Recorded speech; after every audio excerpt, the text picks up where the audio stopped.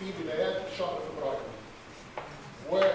وحصل زيادتين. الزياده الاخيره اللي حصلت في فبراير بترفع المليون وحده حراريه سعرها من 4 الى 6 دولار، سواء هيجيبها من غاز، هيجيبها من مازوت، هيجيبها من سولار، هم 6 دولار. ده الصناعات اللي في استخدام الطاقه. لكن لما تيجي تقول للمواطن في الطبقه المتوسطه اللي زي جميعنا هنا جوه الغرفه، هتحميه ازاي؟ هنديله الطاقه سمارت كارد عليها كوتا محدده من الاستهلاك بنفس اسعار الدعم اللي موجوده، وما زاد عن ذلك. واحد غاوي بقى يعني كل ويك اند يطلع عين سخنه، يطلع غردقه، يطلع بتاع، ده مش واجب المجتمع انه يدعمه. لكن واحد بيستعمل سيارته علشان الاستخدامات الرئيسيه له واسرته بندعمه. ما زاد عن هذا غير واجب الدعم وغير مطلوب دعم.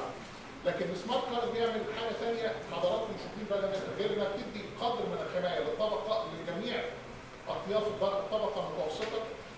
منع تسرب المواد البتروليه اللي قدرت حسب طبعا اذا كان سولار او بنزين، اللي قدرت لتصل الى 20 و25 و30% في بعض التقديرات لبعض المحافظات، هتوقف هذا النزيف.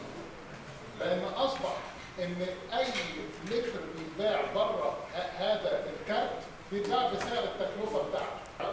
قانون 101 و102 و103 اللي كانوا صدروا في ديسمبر الماضي ده حصل في ضوء الحوار المجتمعي. حاولنا ان يحصل موازنه ما بين التيارات السياسيه اللي كان ليها اراء متناقضه تماما، ما بين فئات المجتمع اللي كل فئه لها مصلحه تريد ان تدافع عنها، وهو حق مشروع. ولكن حاولنا ان نقول ان هناك عبء لابد في النهايه ان كلنا نتشارك فيه. وهذا العبء يعني قد يزيد على بعض الفئات ويقل على البعض الاخر، ولكن في النهايه كان هناك اتفاق على ان الفئات المهمشه تكون لها حمايه قدر المستطاع ويوصل لها ببرامج محدده. برامج حمايه اجتماعيه، وبنحاول في نفس الوقت نخفض من الدين العام والعكس. ده اول حاجه. بتوزيع الاعمال. نيجي لسؤال حضرتك.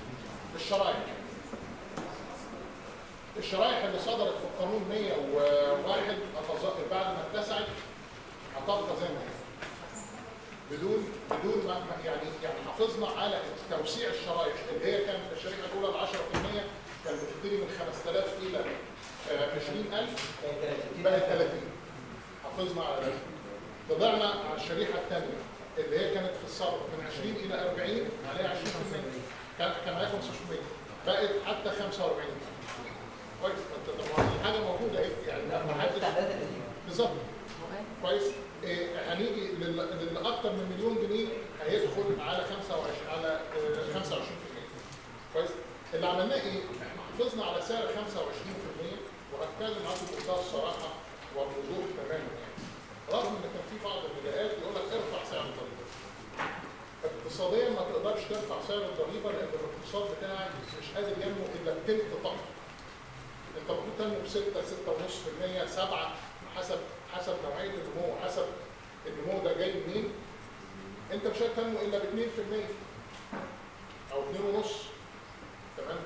ده ما يكفيش انك تولد فوائد ولا تولد وظائف. عشان كده سعر الفائده هتلاقيه قاعد طالع، لان مش جاي لك فلوس من بره.